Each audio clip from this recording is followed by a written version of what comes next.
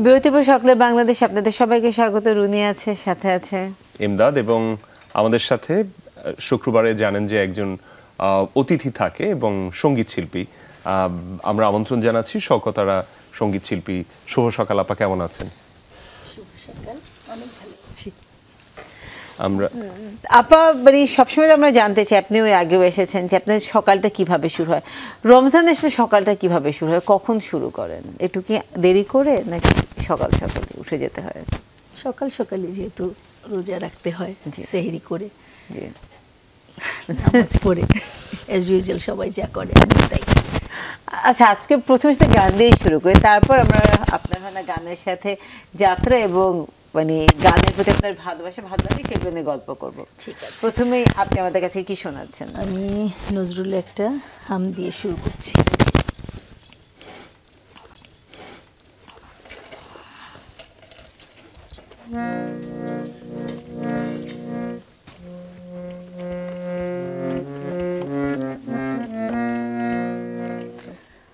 আল্লাহকে যে পাইতে চাই, হাজরতকে ভালোবেসে, আরশ কুরসি লৌহ কালাম না চাইতে পেয়েছে সে, হাজরতকে ভালোবেসে।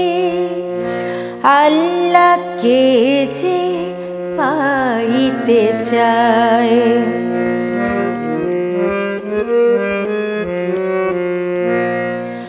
রাসূল নামে রশি ধরে যেতে হবে খোদার ঘরে, নদী তরঙ্গে যে পড়েছে ভাই, দরিয়াতে সে আপনি মেশে, হাজরতকে ভালোবেসে। আল্লাহকে যে পাইতে চায়। এর থেকে ভালো শুরু আর কিভাবে শুরু করতে পারি আমরা? শওকতার আপা, আপনার গানের প্রতি শুরুটা কিভাবে, অনুরাগ আরো যদি নির্দিষ্ট করে বলি নজরুল সঙ্গীতের প্রতি? ছোটবেলা থেকেই তো আসলে গানটা করছি। আমি যখন কথা বলতে শিখেছি তখন থেকেই গান করি। পরিবারে অন্য কেউ গান করতেন? বাবা মা করতেন, কিন্তু সেভাবে না, পছন্দ করতেন, গান শুনতেন, সেখান থেকেই শেখা আর কি। আর তারা বোধহয় আমার মধ্যে ওই জিনিসটা পেয়েছেন যে না, গানটা করলে হয়তো আমি করব, তখন থেকেই ছোট থেকেই শিখিয়েছেন। আর নজরুল সঙ্গীতটা ওই যে বললাম যে বাড়িতে বড় বড় লং প্লেগুলো ছিল, সিডি ক্যাসেট অ্যালবাম সবই আসতো, তো গান টান শুনতাম সবাই মিলে। সব বড় বড় শিল্পীদের গান শুনতে শুনতে নজরুল প্রতি আসলে অযাচিতভাবেই, মানে অচেতনভাবে, আমি তখন তো বোঝার ক্ষমতা নাই, কিন্তু যেহেতু বাবা মারা শোনে, সবাই শোনে, সেভাবেই ভালোবাসাটা জন্মে গেছে। আরেকটা গান শুনি। আচ্ছা,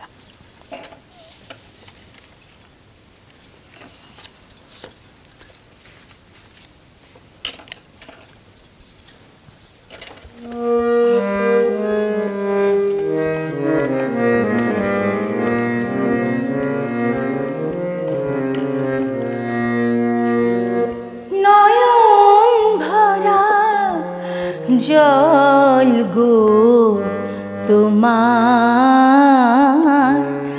আঁচল ভরা ফুল, নয়ন ভরা জল গো তোমার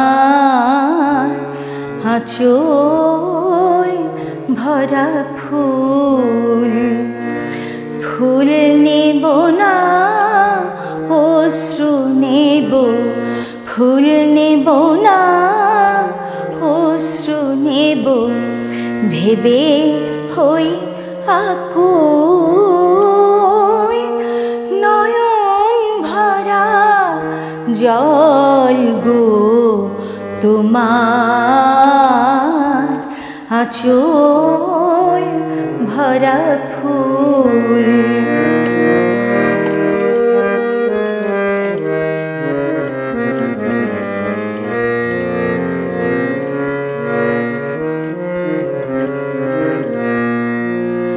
ফুল যদি নেই তোমার হাতে, জল রবে না নয়ন পাতে,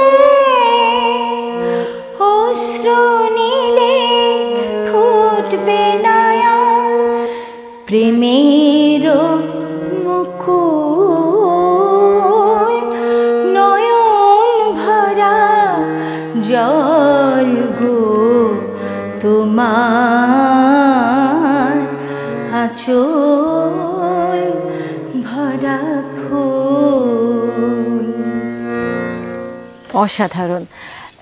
নজরুলের ধর্ম ভাবনা, নজরুলের ইসলাম ভাবনা, নজরুলকে যখন আমরা দেখি আসলে এমন কোনো বিষয় নাই যেটা না আসলে নজরুল ইসলাম তার গান লেখেননি বা তিনি সেখানে কবিতা করেননি। তো ধর্মকে আসলে কাজী নজরুল ইসলাম কিভাবে দেখেছেন, আপনি কি মনে করেন? আমি তো যতটুকু জেনেছি, শিখেছি, বুঝেছি এই পর্যন্ত, ইসলামের কোনো অংশই বাদ দেননি আমার তাই মনে হয়। যেমন হামদ, নাত, গজল, দারদার ঠুমরি এবং ইসলামের অন্যান্য অঙ্গগুলো, নামাজ, রোজা, হজ, জাকাত, প্রত্যেকটা সেক্টরে কিন্তু ওনার গান আছে। এবং আমরা যেহেতু নজরুল সঙ্গীত করি, সব ধরনের গানই আমার আয়ত্তে আছে, শিখেছি। তা আজকে তো এত সময় নাই, তারপরেও আরেকটা নাচ শোনাচ্ছি। নিশ্চয়ই।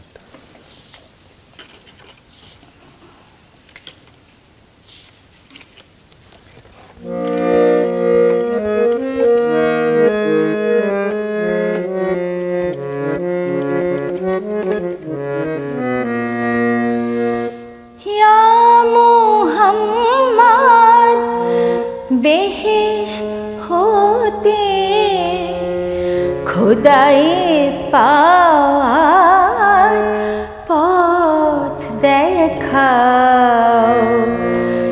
এই দুনিয়া দুঃখ থেকে এবার আমায় নাজাত দাও। ইয়া মুহাম্মদ বেহেশত হতে খোদায়ে পাওয়ার পথ দেখাও।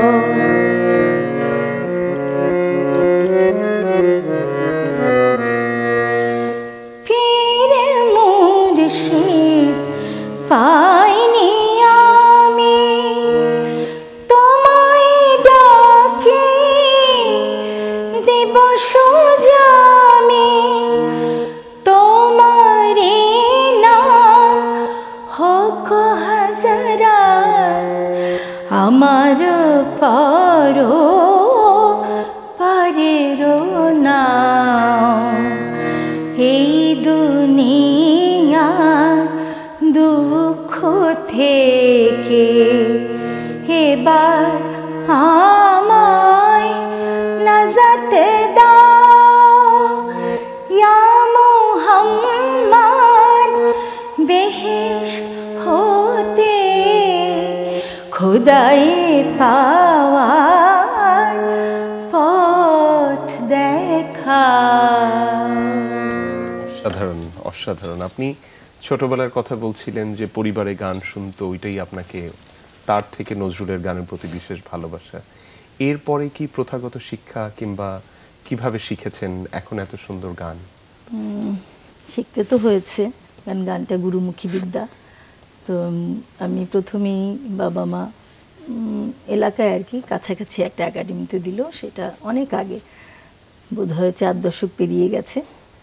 একাডেমিতে এখন আর নাই, সুর সাকিল ললিতকলা একাডেমি, ওখানে শুরু করলাম। তো ওখানে 5 বছর করলাম, করার পরে নজরুল একাডেমিতে করলাম, সেখান থেকেও সার্টিফিকেট কোর্স করেছি, নজরুল ইনস্টিটিউট থেকে ডিপ্লোমা করেছি। মানে নজরুলটা আসলে এমনভাবে ওতপ্রোতভাবে জীবনে জড়িয়ে গেছে যে আর আষ্টে পৃষ্ঠে এটাকে ছাড়তে পারিনি। তো তখন থেকেই করছি, এখনও করে যাচ্ছি। আপনার এই আসতে পিছতে যাওয়ার গল্প আমরা শুনবো, কারণ শুধুমাত্র আপনি নজরুল সঙ্গীত গান না, আপনার সাথে শিক্ষাটাও আসলে নজরুল ভিত্তিক শিক্ষাই কিন্তু আসলে আপনি নিয়েছেন। তো সে বিষয়ে আরও বিস্তারিত কথা বলবো, কিন্তু তার আগে প্রয়োজন ছোট্ট একটা বিরতি। দর্শক, এই মুহূর্তে নিচ্ছি ছোট্ট একটা বিরতি, ফিরছে এক্ষুনি। আমাদের সাথেই থাকবেন আশা করি। সকালের বাংলাদেশের সবাইকে আবারও আমন্ত্রণ, শুভ সকাল। যারা এখন টেলিভিশনের সামনে আসলেন, এমদাদ আছি আপনাদের সাথে আমি রুনিয়া মাঝি, এবং আমাদের সাথে আজকে যিনি আছেন তিনি হচ্ছেন আমাদের অতিথি সঙ্গীত শিল্পী শওকতারা। তার সাথে সাথে কথা বলছিলাম, গান শোনা হচ্ছিল। প্রথমে গান শুনি, তারপর আবার গল্প হবে। এখন কি শোনাবেন? এবার নজরুলের একটা অল্পশ্রুত গান শোনাচ্ছি। আচ্ছা, পল্লী অঙ্গের।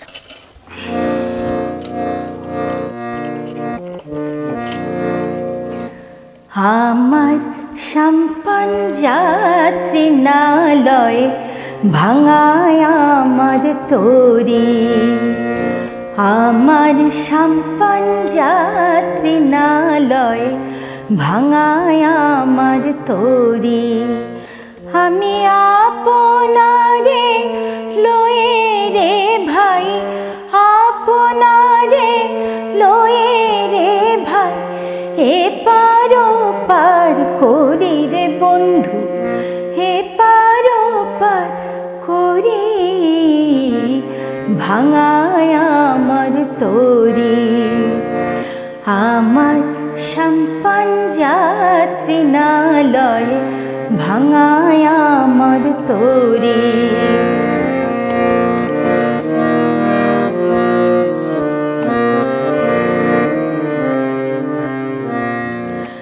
আমায় দেউলিয়া করেছে রে ভাই যে নদীর জল, আমি ডুবে দেখতে এসেছি ভাই, ডুবে দেখতে এসেছি ভাই, সে জলেরই তল, আমি ভাসতে আসি আসিনি কো, কামাতে ভাই করি রে বন্ধু, কামাতে ভাই করি, ভাঙায় আমার তরি, আমার সাম্পান যাত্রী নালয় ভাঙায় আমার তরি। সত্যি খুব অল্প শ্রুত, আমি আসলে শুনিনি কখন, আসলে সেটা শোনা সম্ভব না, আমিও শুনিনি। কারণ নজরুল ইসলামের যে অগাধ অপার ভান্ডার শিখেছি, অনেকদিন পর আজকে গাইলাম। আনুমানিক কত গান লিখেছেন কবি? আছে তো 5000, কিন্তু আমরা 4000-এর স্বরলিপি পেয়েছি, এখন স্বরলিপি পেয়েছি, এখনো 1000 স্বরলিপি। তারপরে ছোটবেলায় তো দেখা যেত যেটা মানে বিভিন্ন জন বিভিন্ন রকম করে গিয়েছেন। নজরুল একাডেমি থেকে এক ধরনের বের হয়েছে, এখন নজরুল ইনস্টিটিউট থেকে যে স্বরলিপিটা আছে ওটাই ফলো করছি আমরা সবাই। কিন্তু সেটা তো আসলে নজরুল ইসলামের গানের আমি মনে করি যে একটা তার অনেক বড় উদারতা, যে তিনি আসলে তার গানটাকে নিজের সুরের মধ্যে শুধু আবদ্ধ করে রাখেননি, মানে আপনি আপনার মতন করে আসলে সেটাকে গেতে পারেন, বিকজ এটা আমরা জানি যে রবীন্দ্রনাথের ক্ষেত্রে যে স্বরলিপিতে হাত দেওয়া যাবে না, যেহেতু রাগ ভিত্তিক, জি, এবং রাগে তো ভেরিয়েশন থাকেই, জি, এবং শিল্পীরও স্বাধীনতা থাকে, সেটা উনি দিয়েছেন। তো এই যে রাগ ভিত্তিকের কথা যখন আপনি বললেন, আসলে নজরুল সঙ্গীত শেখার জন্য কি রাগের প্রতি আলাদা করে মনোনিবেশ করতে হয় রাগগুলোকে বোঝার জন্য? সেটা তো আসলে যে কোনো গান করার জন্যই করতে হয়, কারণ ভালো গান গাইতে গেলেই ক্লাসিক্যালের তালিম নিতে হয়। সেটা আমাদের সবারই, আমরা যারা গান করি আছে, করে যাচ্ছি এখনও। পাশাপাশি নজরুল সঙ্গীত করলেও যারা মানে একটু লঘু হালকা ধরনের চটুল গান করতে চায়, নজরুল তো বিভিন্ন নিজস্ব সৃষ্টিও কিছু রাগ আছে, তার 19টি রাগ বোধহয় নিজের সৃষ্ট রাগ, তো সেগুলো যেহেতু উনি সৃষ্টি করেছেন, এগুলো গাইলেও অনেকটা ক্লাসিক্যালের কাজ হয়ে যায়। আরেকটা গান আমরা আরেকটা গান শুনি এখন।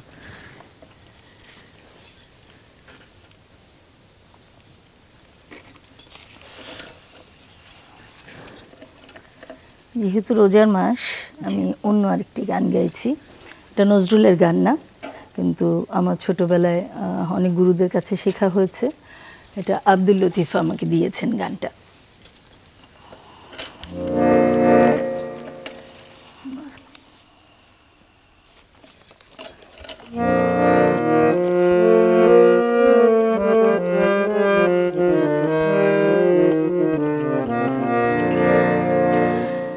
দুয়ারে আইসাছে পালকি নায়রে গাও তোলো রে তোলো মুখে আল্লাহ রসুল সবে বলো ও মুখে আল্লাহ রসুল সবে বলো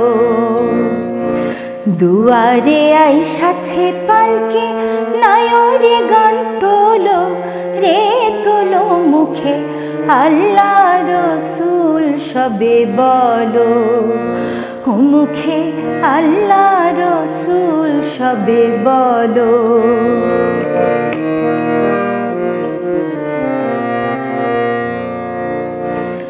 দুই কাঁধে ছিল যে তোমার দুইজন পাহারা তোমারে একলা থুয়া পালাইছে তাহারা দুই কাঁধে ছিল যে তোমার দুইজন পাহারা তোমারে একলা থুয়া পালাইছে তাহারা তোমার আট কুঠুরি নয় দরজা বন্ধ যে ওই হলো রে তোলো মুখে আল্লাহ রসুল সবে বলো ও মুখে আল্লাহ রসুল সবে বলো দুয়ারে আইসাছে পালকি নায়রে গাও তোলো রে তোলো মুখে আল্লাহ রসুল সবে বলো ও মুখে আল্লাহ রসুল সবে বলো আপনার গলায় গানগুলো কিন্তু খুবই চমৎকার উঠে, মানে আপনি যেভাবে, তাই না, যে তার মানে গায়কিটা। আর যেটা হয় যে আসলে যখন তিনি যেটাই গাচ্ছেন সেটাতে আসলে তার যে দরদটা আছে, মানে এটা কিন্তু আসলে কোনো একটা কঠিন বাস্তবতা নিয়ে আসলে এই গানটা, যে মানে মৃত্যু যখন আসলে দরজায় চলে এসেছে, কিন্তু এত সুন্দর করে এই বিষয়টাকে আসলে বক্তব্যটাকে তুলে ধরা। তো নজরুলের গানে আসলে জীবনবোধ তো আছে বিশাল বড় একটা জায়গায়, কিন্তু জীবনের হয় না, সে ভালোবাসা থেকে শুরু করে নিয়ে রাষ্ট্র বিদ্রোহ সব কিছু নিয়েই তিনি গান গেয়েছেন এবং লিখেছেন, সুর করেছেন। আপনাকে আসলে কোনটা সবচেয়ে বেশি আকৃষ্ট করে? ধর্মীয় গানগুলোই বেশি ভালো লাগে, ধর্মীয় গানগুলো বেশি, পাশাপাশি লোকাঙ্গিকের গানগুলো, কারণ সেখানে জীবনের প্রতিচ্ছবি পাওয়া যায়। এখন আপনার পছন্দের একটা গান শুনতে চাই।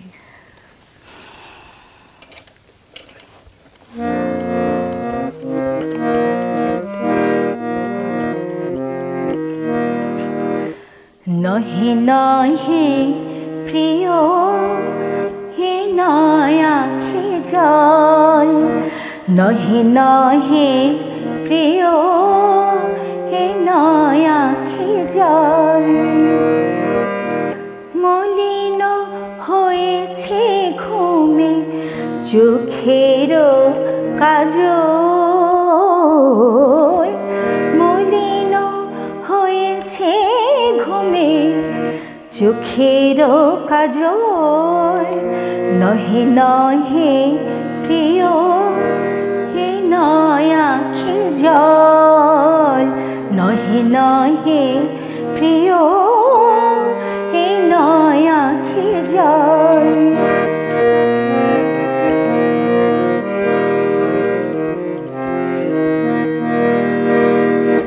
হেরিয়া নিশি প্রভাতে শিশির কমল পাতে, হেরিয়া নিশি প্রভাতে শিশির কমল পাতে, হেরিয়া নিশি প্রভাতে শিশির কমল পাতে, ভাব বুঝি বেদনাতে এনেছে বাদল,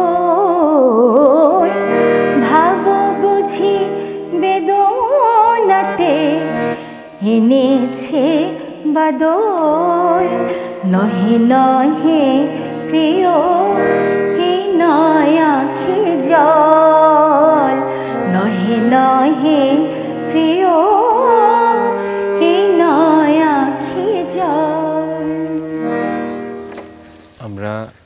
আপনার সাথে আরো কিছু কথা বলবো, গানে যাব। তার আগে এখন নতুনদের ভেতরে নজরুলের প্রতি ভালোবাসা, নজরুল সঙ্গীতের প্রতি ভালোবাসা কেমন দেখছেন?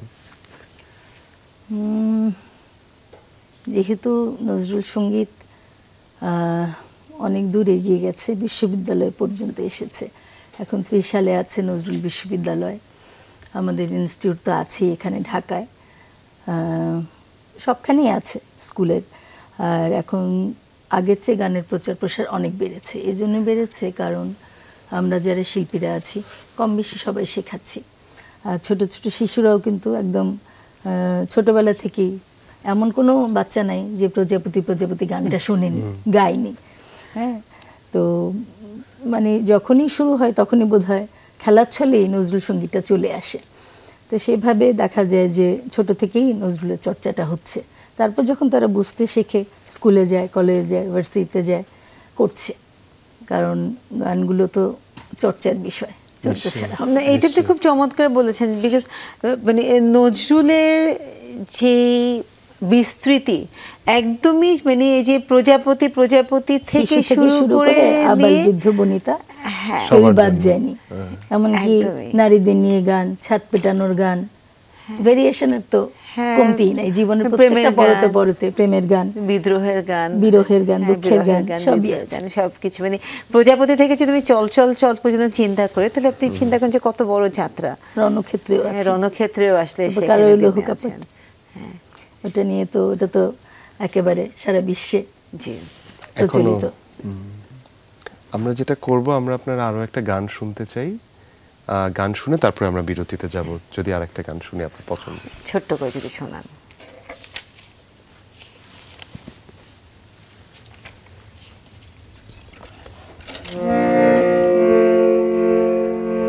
বধূ তোমার আমার এই যে বিরহ, এক জন্মের নহে, এক জন্মের নহে, তাই যত কাছে পাই তত হিয়ায় কি যেন অভাব রহে। তোমার আমার এই যে বিরহ, এক জন্মের নহে, এক জন্মের নহে।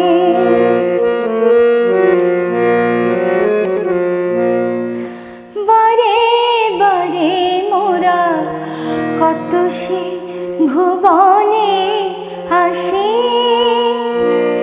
দেখে অনিমেষে দুই জনে ভালোবাসে, দলিয়া সহসা মিলনে সেই মালা কেন চলিয়া গিয়াছি দোহে।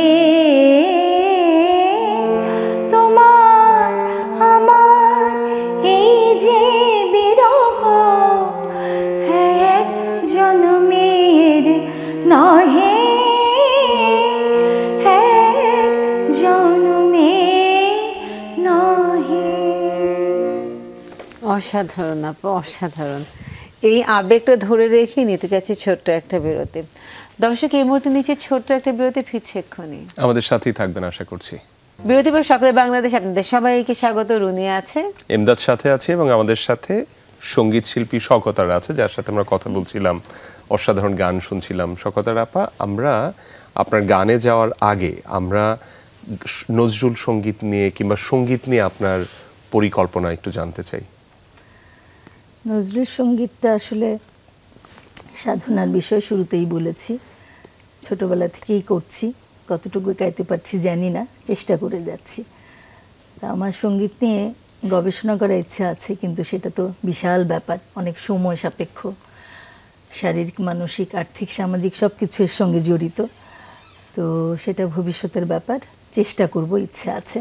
কিন্তু আমি আসলে নজরুল চর্চাটা করি, কবিতা পড়ি, গান করি, না গাইতে পারলেও অন্তত শুনি। তো সেই দিক থেকে আমি গানটা আসলে ভালোভাবে গিয়ে যেতে চাই। তো তোমরা দোয়া করো আমি যেন সুন্দর করে সারা জীবন গানটা গাইতে পারি। আমাদেরও সে দোয়া থাকবে আপনার প্রতি যেন আমরাও সারা জীবন আপনার এরকম গান গেয়ে যেতে পারি এবং আমরাও শুনতে পারি। তো মানে যা গান শুনতে শুনতে বাড়িতে যাবো, কিন্তু তার আগে আমরা দর্শকদের কাছ থেকে বিদায় নিন এবং আপনি যদি দর্শকদের উদ্দেশ্যে কিছু বলতে চান।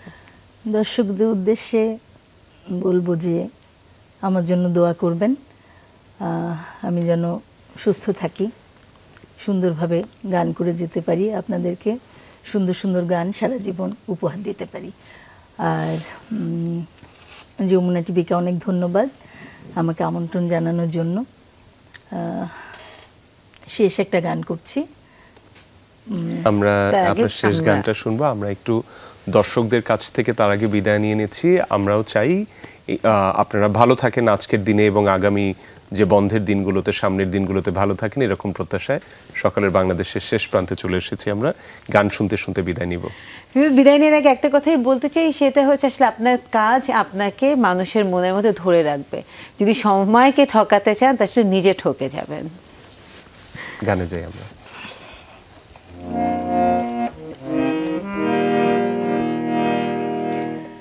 পদ্মা ঢেউ রে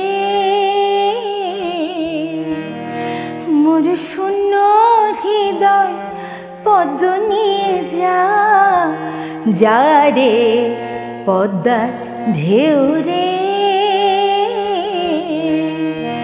এই পদে ছিল রে যার রাঙা পা, আমি হারাইছি তারে, আমি হারাইছি তারে, পদ্মার ঢেউ রে।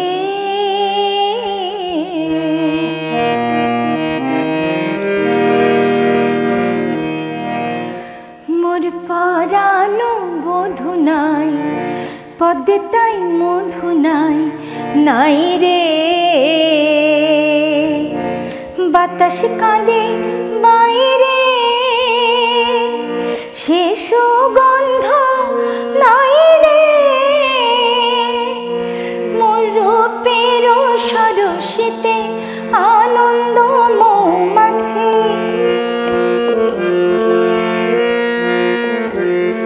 রূপের সরসিতে আনন্দ মৌমাছি, নাহি ঝঙ্কারে রে পদ্মার ঢেউ রে।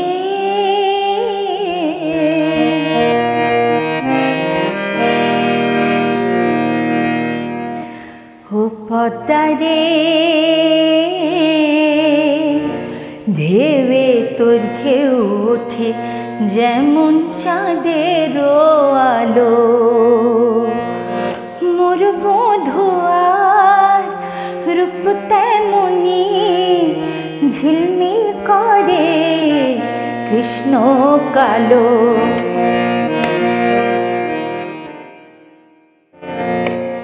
সে